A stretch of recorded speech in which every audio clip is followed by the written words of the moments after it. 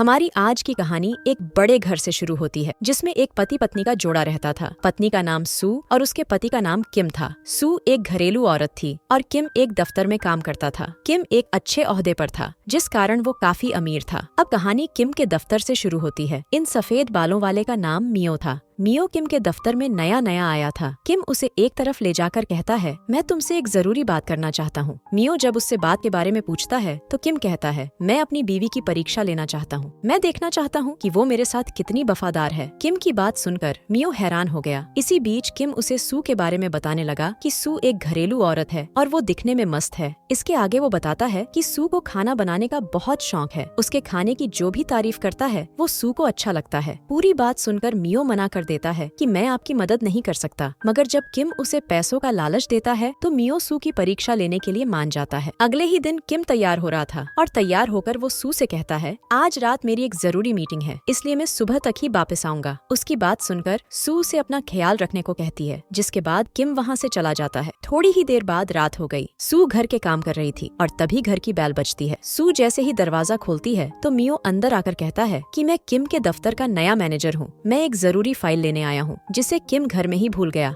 मैंने किम से फोन पर बात की और उसी ने मुझे घर आने को कहा है। मियो की बात सुनकर सू फाइल ढूंढने लगी, जबकि मियो उसे पीछे से देखकर गर्म हो रहा था। जल्दी ही सू को फाइल मिल गई, जिसके बाद वो फाइल मियो को दे देती है। अब मियो जैसे ही जाने लगा तो कुछ सोचकर वो कहता है, ये शानदार खुशबू कहाँ से आ रही है। सू उसे बताती है कि मैंने अंडे वाला ब्रेड बनाया है और ये उसी की खुशबू है। अब मियो कहता है कि मुझे वो ब्रेड बहुत पसंद है। इतना सुनकर सू उसे खाने का न्योता दे देती है। जल्दी ही सू ने मियो के सामने ब्रेड रख दिया और मियो उसे खाने लगा। मियो को सू का बनाया खाना बहुत अच्छा लगा, जिस कारण वो उसकी खूब तारीफ करता है। सू को भी अपनी तारीफ अच्छी लगी और अपनी तारीफ सुनकर वो बहुत खुश हो गई थी। दूसरी तरफ किम अपने दफ्तर में बैठा परेशान हो रहा था। उसने सू से झूठ बोला था कि वो मीटिंग में जा रहा है ताकि वो मियो को घर भेजकर सू की परीक्षा ले सके। किम एक सिरफिरा शक्की आदमी था। वो हर साल कोई न कोई बहाना बनाकर सू की परीक्षा लेता ही रहता था और सू हमेशा ही उसकी परीक्षा में सफल होती थी। उधर मियो ने खाना खत्म कर दिया था और अब वो सू के साथ दारू पीने लगा था। इसी बीच वो सू से पूछता है कि तुमने खाना बनाना कहाँ से सीखा। तो सू उसे बताती है कि मैंने खाना बनाने की पढ़ाई की है और कुछ चीजें मैंने अपनी माँ से सीखी हैं। अब मियो उससे कहता है कि आप मुझे बहुत अच्छी लगी, मैं आपसे प्यार करना चाहता हूँ। सू उसे मना करती है कि मैं ऐसा कुछ नहीं कर सकती। भले ही मेरे पति की बंदूक में दम नहीं, लेकिन फिर भी मैं उससे बहुत प्यार करती हूँ। सू की बात सुनकर मियो उदास हो गया, मगर इसके बाद भी वो दोनों बातें करते रहते हैं और साथ ही साथ दारू भी पीते हैं। दूसरी तरफ किम परेशान हो रहा था। वो कब से मियो के फोन का इंतजार कर रहा था ताकि वो उसे बता सके कि तुम्हारी बीवी वफादार है, मगर जब काफी देर तक मियो का फोन नहीं आता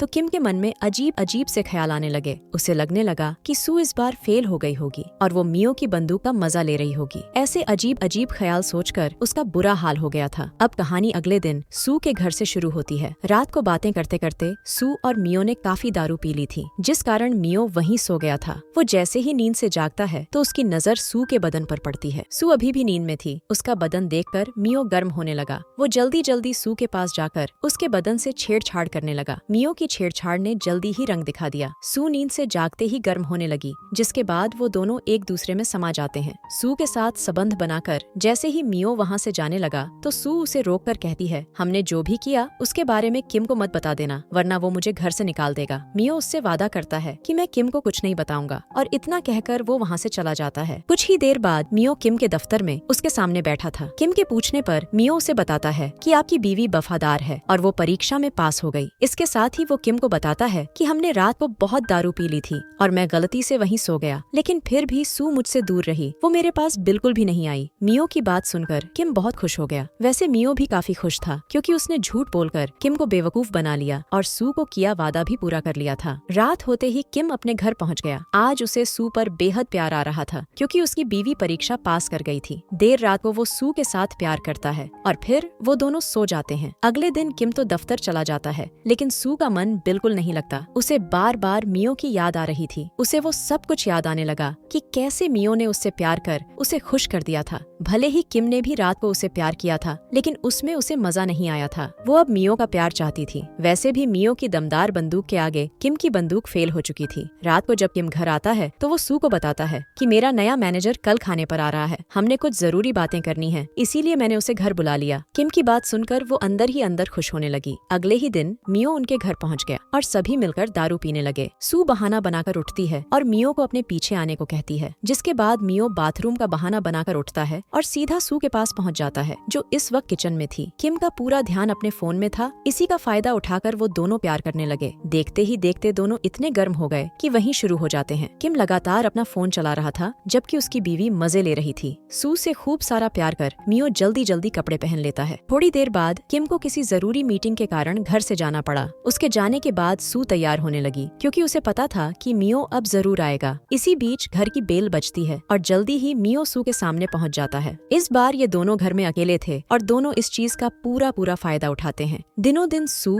और मियो का प्यार बढ़ता ही चला गया। दोनों ने एक साथ रहने का फैसला कर लिया, जिस कारण सू किम को सब कुछ बता देती है। पूरा सच जानकर किम सू को छोड़ देता है और सू मियो के साथ रहने लग जाती है। दरअसल सू किम के शक्की स्वभाव से काफी परेशान हो चुकी थी। उसे पता था कि किम हर साल उसकी परीक्षा लेता है, मगर फिर भी वो चुप रहती। किम उससे प्यार कम और उसकी परीक्षा ज्यादा लेता था। इस बार सू ने फैसला कर लिया था कि वो शक्की किम को छोड़ देगी। सू को कोई ऐसा चाहिए था जो उसे दिलो जान से प्यार करे, ना कि उसकी परीक्षा ले। इसीलिए उसने मियो को अपने करीब आने दिया था। इसी के साथ इस कहानी का यही अंत हो जाता है। हमारी वीडियो देखने के लिए बहुत बहुत धन्यवाद। अगर आप ऐसी ही वीडियोस के दीवाने हैं तो प्लीज मेरे चैनल को जरूर सब्सक्राइब करें। मिलते हैं अगली वीडियो में, तब तक के लिए नमस्कार।